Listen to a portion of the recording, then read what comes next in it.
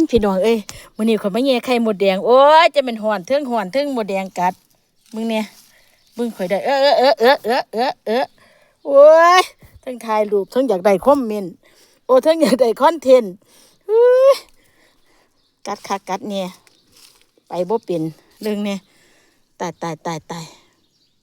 ไข่มดแดงตรงดีอันนี้ห้างเดียวเด้นี่ยังอีกห้างหนึ่งอยู่ข่อยบ่แย่ดอกข่อยฮ้อนข่อยสิเมียบ้านข่อยบ่ไหวดอกไข่มดแดงจ้า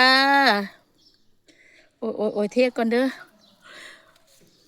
หากินของสูงวันหยุดหมดกะกัดสันตัวไข่มดแดงโอ้ย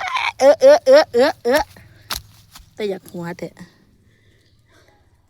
เก็บปานใดก็ต้องกินครอบของอยากเบิ่งห้างนี้ห้างเดียวเด้นี่ได้หลายเนาะ